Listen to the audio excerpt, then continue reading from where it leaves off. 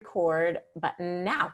So anyway, my name is Liza Weale, and I am the founder of Gatehouse Admissions, and I'm really excited that you're here with me today.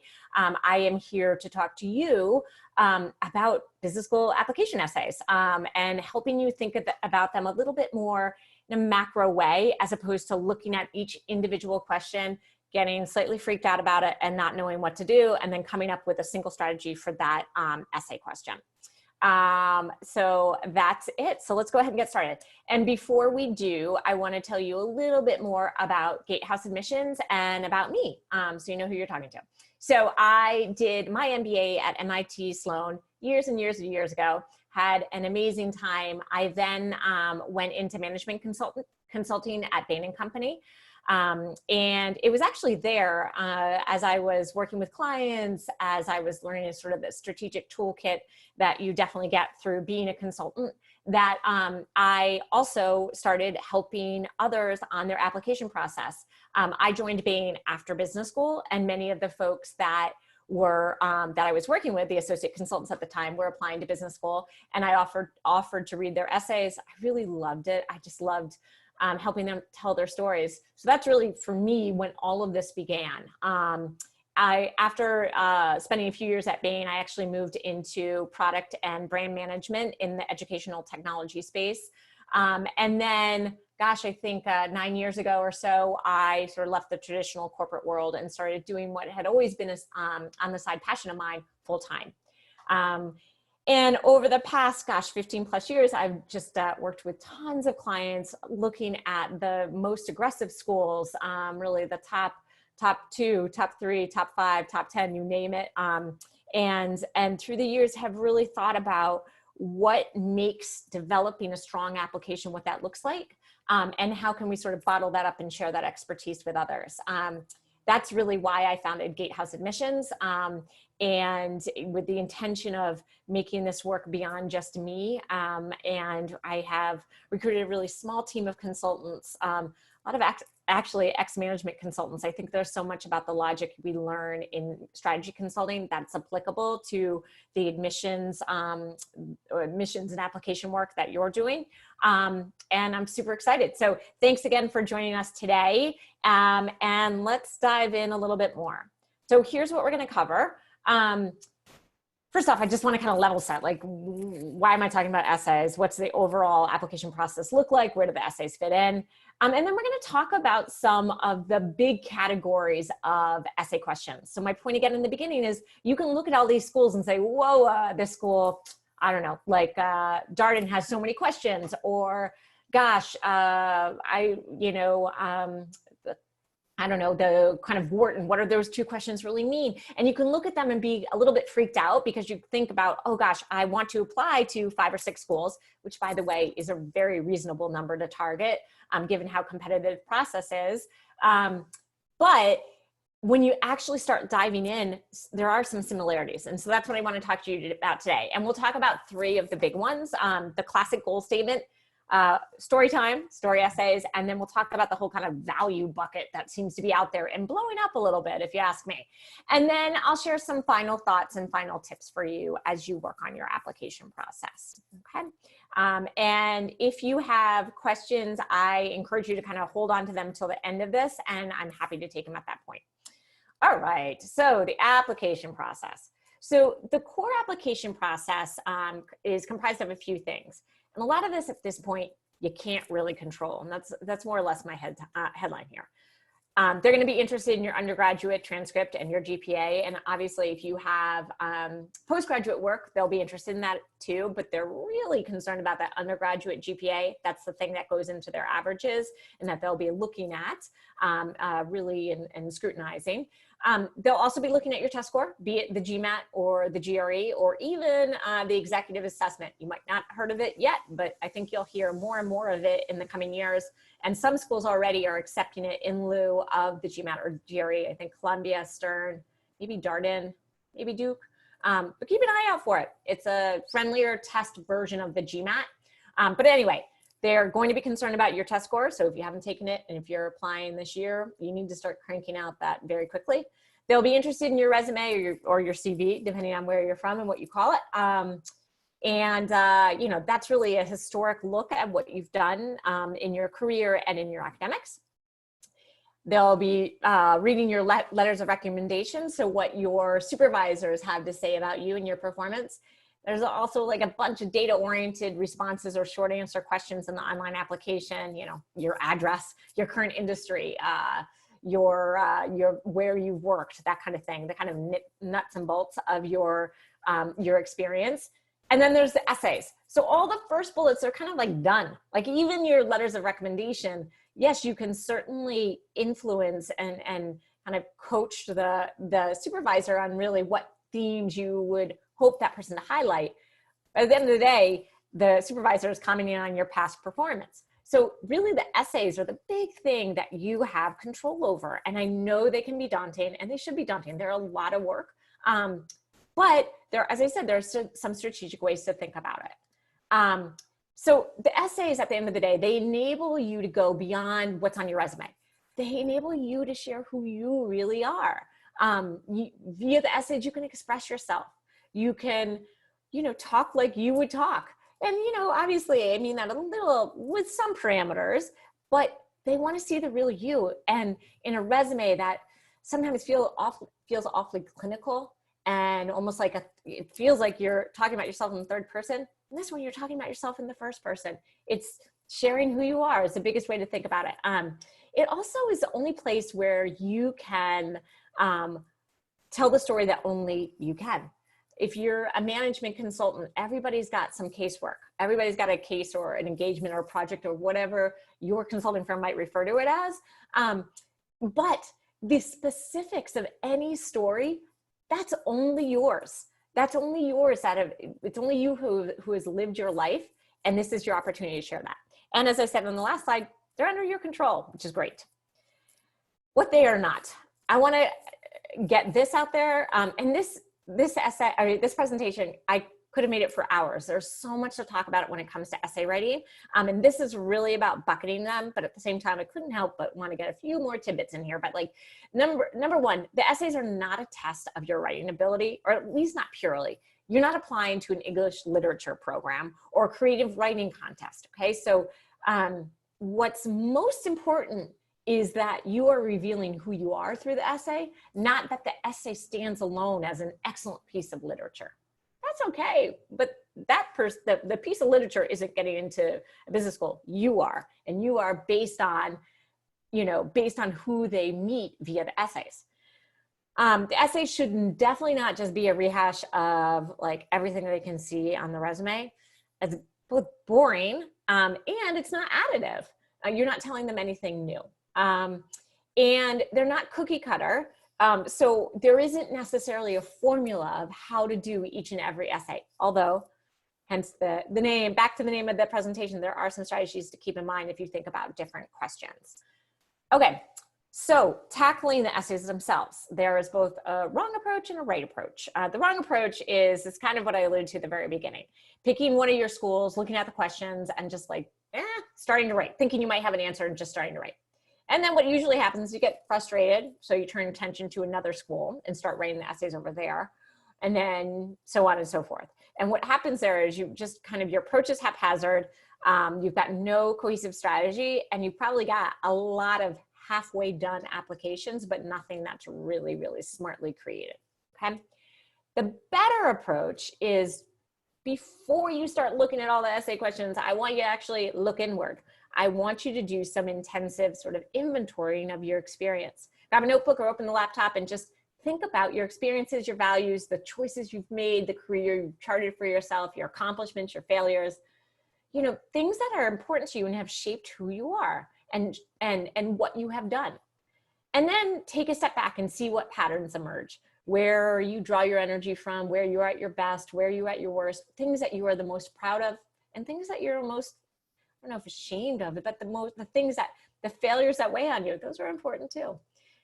And then, and only then, start looking at the questions. And as you do, think about what sort of question it is. So the big piece is I want you to sort of canvas your experiences and think about the stories that, regardless of the questions, the stories that you might want to tell. And I also want you to think more broadly. Don't think just in your professional career. When you think about your personal life, your academics, your upbringing, all of that stuff, because all that stuff has probably both influenced you to who you are today and given the opportunity for you to demonstrate who you are. Okay. All right. So then once you start looking at the essays, that's when I want you to start, as you start looking at them, to think about, well, wait a second, what is the school actually asking? And the first one I want to talk about, what many schools typically ask for, is the classic goal statement. Okay. So I'm going to read you some examples of classic goal statements. You'll see some similarities and some differences. Columbia asks, what are your career goals over the next 3 to 5 years? And what in your imagination would be your long-term dream job? And you've got 500 words to discuss that. Wharton asks, what do you hope to gain professionally from the Wharton MBA?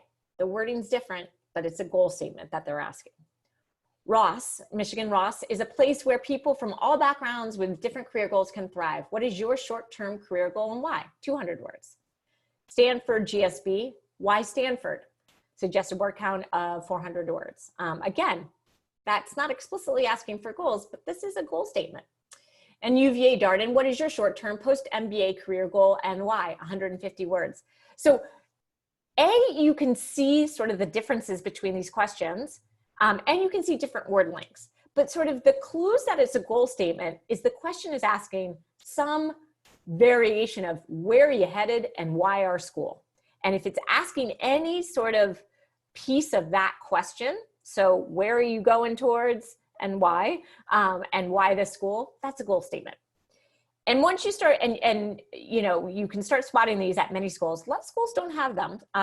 MIT Sloan doesn't have one, HBS doesn't have one. But most schools do kind of have this quintessential goal statement. So once you get this crafted for one school, you can start using it for multiple schools. Obviously, you're going to have to change it because of different word lengths, but that's the advantage of trying to think about this as the kinds of essays instead of just the specific schools. Why are schools asking this question? Well, let's just think about this. The MBA is a professional degree, ultimately. Schools want to know how you will make use of your MBA. Not a crazy ask. You're going to school, in theory, to advance your career. Why? How? So just think about it that. They want to know. The other reason is kind of more of a practical consideration. Recruiting happens very fast at business school. Like it is very intense. I always chuckle when former clients reach back out to me and they say, I had no idea recruiting would happen so fast. Really? Because we talked about it, but I know, you can't really imagine it until you get there.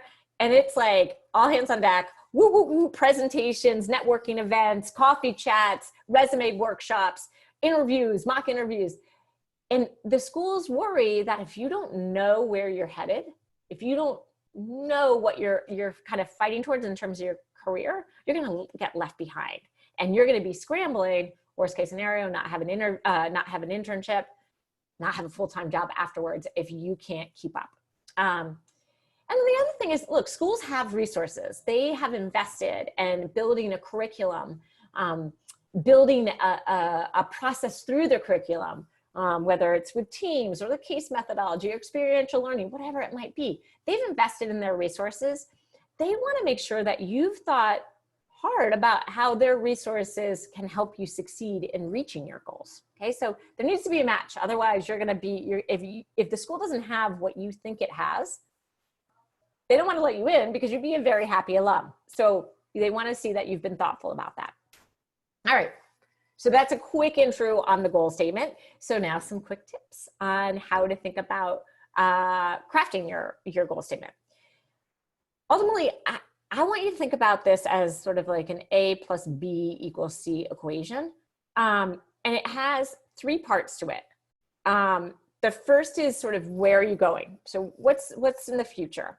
I mean, actually would call that C. So for you guys that are kind of keeping track of my equation, this is actually the last piece. Where are you going? That's the end destination. That's what everything else leads up to. How does where you're going relate to where you've been? And then how will you use this school to connect where you are going with where you have been? So really, it's sort of, where does it relate to where you've been is the past, and then plus the present, which is school, equals the future. And these are the three components that as you do that initial sort of inventory and brainstorming on your experiences, I want you to come up with. This should be a very logical equation. I've been here, I want to go there, the missing piece is business school, and it should all tie, okay? Just a few little things. You get no points for originality for your goals. You can say you want to get into investment banking or management consulting. That's fine. There are a lot of recruiters in that space at business school. It's totally fine. What you do get points for is having goals that are ambitious yet logical, rooted in passion, and feasible. Okay? So jumping from, say, software coding right to investment management, that's going to be hard. That might not feel very logical. There's probably a path that can get you there, but this has got to be feasible. It's got to be realistic, yet ambitious. And it has to show that you've been thoughtful and you're not necessarily banking on the MBA to be the one thing that's going to change everything. It's a piece of the equation that's going to enable you to reach your goals. And then lastly, two things. I put the bracket, how will you use the school to connect where you're going? Because you only want to answer that if they ask that. Some schools ask it explicitly, like why Stanford? Some schools don't ask it at all, like Ross, who says sort of, what are your short-term goals and why? But if the school is asking about the school itself, so a why Stanford, or what do you hope to gain professionally from Wharton, I still want you to, even though the question sort of begs you to wax poetic about these schools, I want you to resist temptation. Remember, the schools know a lot about one thing, the school. So if you're telling Stanford more about Stanford, you're missing a big opportunity to tell them about you. So make sure that as you are explaining why a certain school, it's all rooted in what your goals are and how the school's resources will enable you to get there, okay? And only answer that question if the school is asking it. It's a really important mantra throughout. You always want to focus on what the question specifically is asking. So even though I'm bucketing these essays, I want you to go to the next level and say, okay, are there differences among these personal statement questions that I have to be aware of? The chances are, in a lot of cases, probably yes. It could be just a word length, or it could be some nuances of what they're asking for specifically, okay? All right, that's it on the personal statement. And again, I could have made this entire session about the personal statement, but I more want to arm you guys just with like thinking about how to break it down. And you can come back for later sessions that will go in much more detail on each of these different kinds of questions. All right, let's go into story time. I love the story questions. I think they're fun. I love helping clients craft them. And I love like just learning about the stories that my clients have gone through. Whether it's creating a new sort of diversity outlook initiative of recruiting at a company, whether it's working with a really difficult partner and helping them change their ways, could be anything. But I always love discovering, again, going back to that, we're all different. Everybody's got different stories. And I feel like story time questions can help you do it. So what do I mean by story time and story questions? Well, they're often sort of tell me about a time. They're asking for a specific instance, and they want you to tell a story. So I'll read you some examples here. Kellogg, tell us about a time when you have demonstrated leadership and created lasting value. What challenges did you face and what did you learn? 450 words for that one. INSEAD, over in France, has one. Describe the achievement of which you are most proud and explain why. In addition, describe a situation where you failed. How did these experiences impact your relationships with others? Comment on what you learned.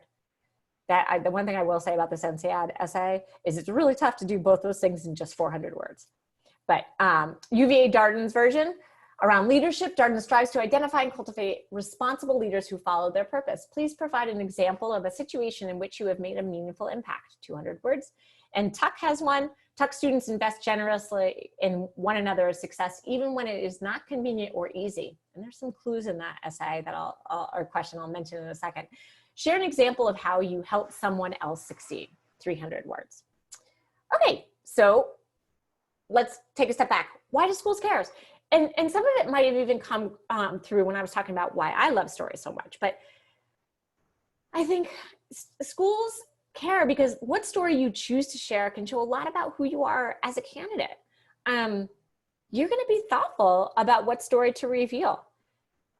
Leadership, you might have multiple things.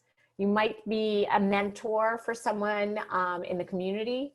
You might have championed new growth for a nonprofit that you worked with. Or you could have taken a leadership role within a tough situation at work. All of those are fair play. It depends a lot about, well, what else am I showing the school, and really what's most important to me? What do I want them to know about me? Stories can reveal how you tackle problems if you tell them properly. Something that is more difficult than the rest of the application outside of the interview process. So the resume, it's hard to really explain all the steps you took or bring to life the challenges that you face, but in the stories you can do that. And stories can bring you to life in a way that the goal statement cannot, as you are the only one who can tell your story. I love it because it can get vivid and engaging. And as the reader, you can get drawn right into one of these stories and be right there with the protagonist, which in this case is you. All right, so some tips on these. A story essay is much like, well, stories. It has a beginning, a middle, and end, and it has some sort of sense of being. It has some context. It has a sense of time and place. This is essential. We want the schools, the reader, to understand this. I often find the stories, because of the word limits, are missing these. We're either not giving enough context, and then for the reader, it's very hard to anchor the story to something, like to some. Great thing about stories is people can relate to them, really. I mean, that we can all, ideally, when we read a story, we can get right in the shoes of the person that's telling the story, in this case, you. And if we're missing those pieces, it's very hard to connect with the story. So we need to have the sense of time and place, this where, this when, that kind of thing. And the beginning, middle, and end, it's just the way stories are told. And so you don't want to tell yours without it. When asking or when writing your story essay, I would encourage you to remember the STAR format. And I don't know if you're familiar with it, but the idea is you include the situation. So the situation, which is a little bit the context, the task, what it was you were trying to do, what the challenge was, whether it was your task you gave yourself or you were assigned, but it doesn't matter, but like kind of what you were trying to achieve, the actions that you took, and the results, and reflection. And I think the reflection piece is very important in business school. I find too often we tell the story, but we don't always share the so what. And the so what, yes, is in the results. So if you are talking about a time when you mentored somebody, you want to share some results that your mentorship actually worked. You want to share the results, the proof that, yeah, the story I just shared, it mattered because the person I was mentoring improved and actually had a complete turnaround story, and last year was promoted, right? So that's part of the reflection or the outcomes. But the other outcomes is, how did you change as a result? What was the learnings? And some schools will ask explicitly for this, such as Kellogg and a little bit NSAD in the examples we just saw. Some won't, but I think it's actually always good to include some reflection in thinking about either what you've learned or how you have grown stronger as a result of this, okay? Because typically the journeys we on, we always learn something. And actually that brings me to my last point here. The best stories are the ones that show your character and your ability to circumvent obstacles. The story that was easy is rarely interesting. I mean, if you think about it, the marathon runner, if I told you I went out and I ran a marathon and yeah, it was 26.2 miles, but it was pretty easy. I've been training a lot. It was fine. Okay. That's a boring story, right? We just, as people, as humans, we want to empathize with the person we're learning about. And most normally we can do that when we hear about the struggles a person went to, right? The marathon, the runner that, hit the wall at mile 15 because she didn't realize that there was that bridge there, and it was really tough. And it was only because the people, this wasn't even a cheering area, but the other runners grabbed her. She kept going, and she kept tapping into that all along the way, right? Whatever the story is, but suddenly, like, we care because by the end of that story, we're cheering when that person crosses the finish line. I'm not saying you need to over dramatize your stories. Not at all. That would be a complete fail, as a matter of fact. But most likely, the stories that you want to tell, they came at a price. They came at a cost. They were tough for you. That's why you really like the stories. That's why they're meaningful to you. So make sure that you bring that challenge to life in this story. And it's often that we really see your true colors, and the way that you can use logic to, or use empathy to connect with people, or use logic to convince people. Whatever challenge it might have been, make sure that they're revealed, as opposed to you just saying, you know, this is another really small tip, but one thing I see a lot is I was able to, the verb formation was able to. And I actually find that it often disguises the specific actions you took to get something done. So if you find yourself using I was able to, get rid of the was able to and ask yourself, well, what would I actually write here? Because that's actually probably showing how you really circumvent or conquer these obstacles in achieving whatever it is that you achieved. All right. So now we go to the third big bucket we're going to look at, values, and more values. And I feel like these are becoming a little bit more du jour. There are some schools that have always had them, but they're popping up a little bit more for schools. And they come in sort of all shapes and sizes. They're a little harder to distinguish than the story time, which is asking for a specific example or a specific time, specific story, or the goal statement, which is clearly asking about your goals and how you're going to get there. The values are a little bit, they're just harder to maybe sniff out. But let's look at some examples. So Kellogg has one, and Kellogg has a big signpost that it's about values. Values are what guide you in your life and work. What values are important to you and how have they influenced you? And you have 450 words there. Stanford's question is, what matters most to you and why? It's suggested length is 650 words. There's no question, or there's no reference to values there, but if you define whatever it is that matters most to you, and values also is a broad word. It doesn't necessarily mean something as like honesty. It could mean family, and family could be a value. But when you strip it all down, what matters most to you and why is typically at least a version of a value. Yale asked, describe the biggest commitment you have ever made. This one I put here, and I hemmed and hawed on it because it could also go into a story essay, but I'm using it here just to say a commitment could be to a certain value, in which case that this essay would be a value essay. And Columbia has one that I'm mentioning because, again, it's not clear this is about value, but as you answer it, it will reveal some of your values. Tell us about your favorite book, movie, or song and why it resonates with you. And the reason I'm calling that out as a value essay is because at the heart of it, I find sometimes people want to put the book that they think that they should be reading because they're going to business school.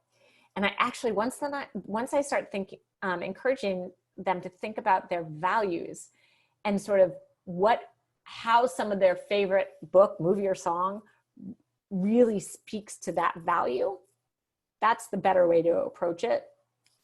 My tip on Columbia is it's not, probably 9 times out of 10, don't choose a business book or some like kind of book that you think you're going to impress them with. It is much more about what that book reveals about you and why it's important to you. And that's why Columbia's last question is more about values than about the specific book, movie, or song. Okay, it's all about the why it resonates with you. All right, so why do schools care about your values? I mean, that might be a kind of obvious question, but because of course, who wouldn't? You know, as they're designing this class, they want to make sure they understand what your values are. They want to understand what fuels you and where your drive comes from. And often your drive, if you're applying to top business schools, you have ambition, you have drive. They want to understand where that comes from. They also want to understand how your values have influenced your behavior, decisions, and your progression. And what I mean by that in part is this has got to be believable. And that's why when it comes to defining your values, I don't want you to get stuck on what the value is. I really don't. It could be anything. What's important is that it's believable, and we know it's believable because we can see it's manifested in your behavior, your decisions, and your progression. Okay? It's not a thesis to kind of, defend a certain value. It is much more to reveal who you are. Okay? Schools work tirelessly to find their values for you. I mean, these poor schools, they all try to sound so different, and they are different, don't get me wrong, but they spend a lot of time on things like their mission and their vision statement. And that gives them their strategic plan as well. But they're doing it, they want you to do it. Sort of, if you had to prioritize the things that are most important to you, well, what would it be? So they want to see you go through that exercise. All right. So tips, and some of these I already sort of mentioned. The first thing to do is go back to that initial brainstorming that you did, where you've captured your different experiences, your accomplishments, and sort of think about what are the things that you are really fighting for. What is the thing that gives you energy? What is the thing that gets you up every day? Try to answer that question. But my guess is a lot of it is already in that brainstorming document. It's sort of doing both to looking at what you've created, but then it's also really kind of pairing that with what am I fighting for, and matching those two things. So once you've identified the values, or the values that are most important, then identify the stories that best illustrate them. Okay, it could be kind of done in tandem, but you want to do both, because we're only going to believe this value is important to you if you have the stories to really show it. And show versus tell is very important here. This is not a thesis on the importance of a certain value, as I said before. Instead, if you remove the value itself from the essay, the reader should still be able to infer the value. So if your value is creativity, you just really value creativity and being creative.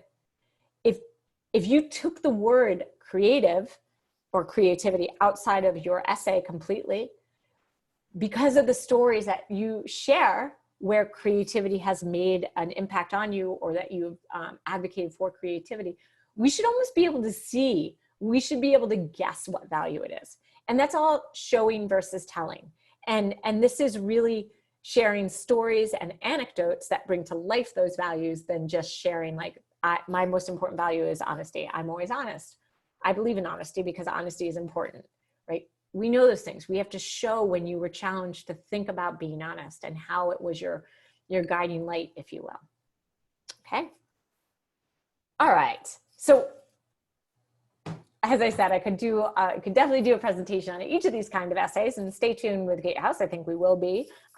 So you should definitely, visit our website, sign up for a free consultation, get on our mailing list so we can keep you apprised of when we're doing more of these, and there'll be more intense ones along the way. But those are the three most common kinds of essays, but they're not the only ones. I mean, at the end of the day, applying to business school is really hard. This is one way to think about it to make it a little bit easier, but it's still a really grueling process, and it would be too easy if they were all one of these three kinds. The other kinds of essays are sort of the introduce yourself or tell us who you are. I think introduce yourself, UT McCombs, Austin, or UT Austin, McCombs has one, tell us who you are. Tuck has a version of that. A lot of schools are now using these video essays, and I mean, if there's one positive thing with all this stuff going on with COVID and the sort of staying at home, we're a lot more used to getting on video. So that should be good for everybody. But a lot of these schools do have these short video essays. Kellogg, Yale, Rotman, NCAD, Foster, just to name a few. And these are really shorter snippets it's more or less guaranteeing that the AdCom sees you, the admissions committee. So I see it as a boon. But, it is a different sort of beast that's out there. And then there's sort of one-offs. Duke Fuqua's 25 Random Things, MIT Sloan's Cover Letter, NYU Stern's Pick 6. But really, nothing, these will all be like, whoa, but you just go back to the basics, right? Go back to your brainstorming, your experience inventory. Do the thinking before you jump into the essays. If you've done the sort of experience inventory I mentioned in the beginning, tackling these essays are going to be a lot easier, even if they feel like oddball ones. I guess my big thing is like, I've had people that are intimidated to apply to a school because of the essays. As in my role as admissions consultant, I'm like, what? That's crazy talk. Because I see every essay as a lot of fun and exciting, but I realize my view is totally biased on that. But I don't want you guys to walk away from an application because you're intimidated by the essay questions. And I can promise you the school doesn't want to either. I assure you, if you've done this sort of brainstorming and thinking up front, you can tackle these essays, okay? Please, that's like the biggest headline I want you to keep from this, this session. All right, so I can't leave without giving you some sort of tips. And if you've come to a presentation of mine before, you might have heard of these, and that's okay, because I want you to keep them top of mind as you go through this process. First and foremost, be honest about who you are. The best way to, quote, differentiate yourself is to be yourself. I know that might sound a little simplistic, but it's true. The schools are not looking for you to be anyone else but you, okay? Be you, embrace it, promise you. Focus on what you want to tell them, not what you think they want to hear. There's no right answers for these essays, okay? So don't try to put yourself into the shoes of what are they looking for, because you'll guess wrong. They're looking for you, so go with that. Don't bother comparing yourself to others who've gotten in or been rejected. That's just noise. Look inward, not around you. I hear this a lot, like, well, she got in with this, or he got in from this background, I didn't. Or he used this strategy, is that what I should use? I mean, did you have that same experience? If so, sure, if that's important to you. As in the identical experience, which of course you did not. That's just noise. Ignore everybody else, right? Like however they did, focus on you, okay? All right, a few more. Be expansive in this brainstorming. This is really a repeat of something I've already said, but going back to that, that idea of the experience and capturing them all, just my big thing is like, I want you to be expansive. I want you to think about not just your career, not just your education. I want you to think about your upbringing, what you're doing outside of work, those people who influenced you, things that you're most proud of. This is really important. Although I said business school is about your profession, it's a professional school. The business school experience is sort of all hands on deck. It's really about engaging and learning from your peers. And it's about you exploring yourself at business school too. So they're trying to craft a class, but the business school experience is not just what happens in the classroom. You're bigger than who you are in the office. When you're at business school, you're going to be bigger than who you are in the classroom. So when you do your brainstorming, I want you to think about all those other aspects of you as well. Be strategic in content and approach. As we went over today, analyze each school's question, and we talked about some ways as questions. We talked about some ways to do it.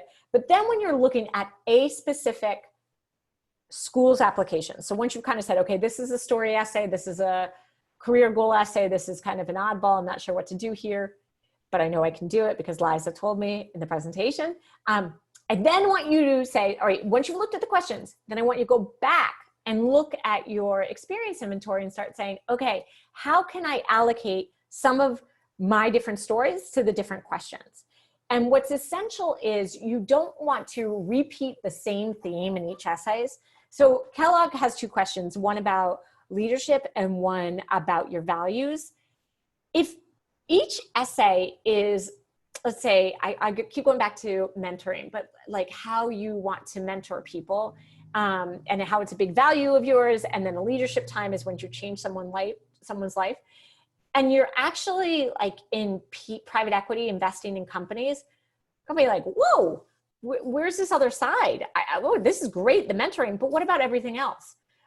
You're not or let's say you are a private equity investor and you do mentoring on the side, but your entire essays are all about these deals that you did. You're not a one trick pony. Don't be one-dimensional in your application. Be thoughtful about showing different sides of you throughout the application. you've got a lot to show them through everything that they're asking. So, you know, whether it's the short answers, the essays, the resume, make sure you're giving a holistic picture of who you are, okay? Be patient with yourself. This is big. These essays are tough. This application process is tough. Recognize that your essays will improve over time. So build a timeline that gives you ample time to write, rewrite, iterate, tweak, explore, rewrite again, iterate again. It's not a one and done deal. I promise you they get better with time as you reflect and sort of reanalyze and ponder on your essays. All right, I gave you 5 B's and now some quick no's. No clever writing can disguise weaker stories. Focus on what matters. I sometimes see language that's so overwrought. It's just so too much. Don't do it. Write simply, write easily. Clever writing doesn't get you in, I promise. Your stories will get you in. No amount of love for schools will differentiate you enough to get in, especially when you hear a question like, why Stanford? It's so tempting to just kind of tell them how much you love Stanford. Don't do it. You can't get in on that. You have to get in on your own merits, not how much you love the school. And so if you waste space in telling them how much you love them instead of telling them who you are, they just don't have any reason to keep you in the game. They're going to choose somebody else who has proven to them why they're a strong candidate, as opposed to you who have just proven that you love the school. No vulnerability. It's inhuman. We all have vulnerability. So don't be afraid to reveal yours. I actually find it extraordinarily compelling when we're willing to share a little bit of humility, a little bit of vulnerability in our essays. No bragging is necessary. Let your experiences speak for themselves. You know, this one, I will say, it's okay to be direct. I actually think the resume is a great place for bragging because you can sort of, again, you're writing it in the third person. It's a little bit more black and white. You can reveal your accomplishments in your essays, but make sure that you're actually drawing on the stories to convince the reader that you're not just bragging. So it's grounded in fact. And lastly, look, no decision can determine who you are unless you let it. Applications are really tough, and this process can be a brutal one. I don't want to sugarcoat it. But you're in charge of you, and these schools' decisions can't define who you are. I also say that sometimes people are only thinking of the very top schools. There are amazing schools out there. So don't shortchange yourself by only thinking it's like a do or die situation with the top schools, because the stats, they're just that competitive that if you're only applying to 1 or 2 schools and they're the toughest to get into, you got to look at those stats and know that they apply to you as well. So just be realistic about this process and also be kind to yourself, because if the no's come, you're in charge of things, not them. All right?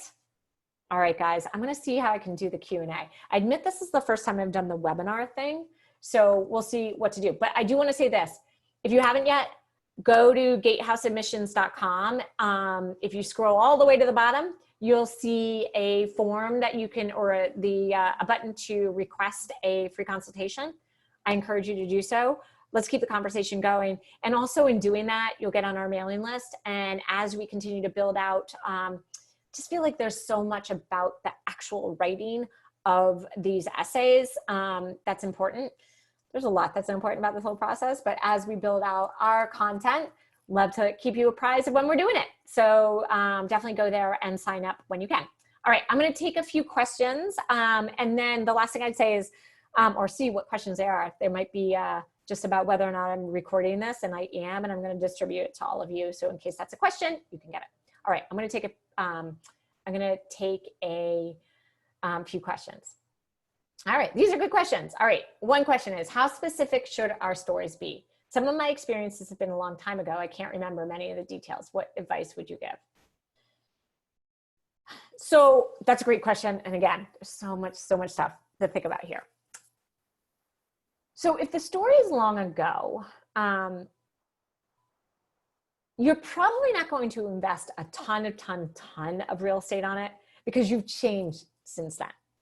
So I'm always a little bit wary about including stories that are, you know, from childhood when they get too long. I don't mind some, because I think some are important, some touches, some like glimpses of who you were, that could be important. But, you know, if you started a lawn mowing business or a newspaper delivery business, or I don't know, whatever it might have been in grade school, and you really persevered, and, you know, it was this really, really big accomplishment, and you did it for 4 years in grade school, I don't know, it might get a mention, but you're not doing a lot with that. It was so many years ago. So, you know, the details do matter, by the way. I think you do need the details when you're telling a story, but I don't know if something that happened long ago will be a robust story for you. You might mention it as indicators of value for something. So your values, for example, if you did start a lawn mowing business when you were, say, in elementary school, and you're trying to prove that you have an entrepreneurial spirit, that's one of your values, I could see you quickly mentioning that example as a proof point, but I don't think it would be like a full-on story. The other thing I would just say to just sort of counter that is, I don't think recency fully matters. It doesn't have to be like something that happened last year, but you have been growing, you know, over the past few years. Now you're applying. You've been growing over the past 20, 25 years, however old you might be. And you've gotten to be your strongest more recently. Like, you're stronger now than you were 10 years ago. So while I'm okay with having some stories from a while ago, I also don't want to imply that your best stories are 10 years ago. So there's that balance too to keep in mind. All right, that's one question we got. The next question we got. The HBS essay is very broad. What else do you want them to know? Should the stories be focused on my undergrad and professional experience? Can I talk about my childhood experience, which built the foundation from values that I have today? So again, should the stories be focused on my undergrad? And sorry, just making sure you guys can, I don't know if you guys can see these, but I don't think you can. Should the stories be focused on my undergrad and professional experience, or can I talk about my childhood? Yes and yes. You're exactly right. HBS's essay is extraordinarily broad. There's no right answer. I think, you know, and there are multiple approaches to taking the tackling the HBS essay. And definitely that's one that experience inventory and really thinking about your experiences will help on. You know, I think there are multiple ways to do it, but I think sometimes you can think about a journey. To me, if your childhood experience built the foundation for your values that you have today, I think your childhood experience could definitely be part of your essay. However, I would also want to make sure you said that built the foundation for the values that you have today. It sounds to me like you have evidence of how those values are prevalent today. So you could also share the childhood experiences, or, you know, but then fast forward and convince us through stories that might have to do with college, your profession, or even outside of work, right? That demonstrate those values. That's what I would say there.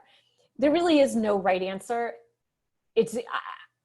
I find that by far HBS's essay and Stanford's What Matters Most are the two most challenging essays out there.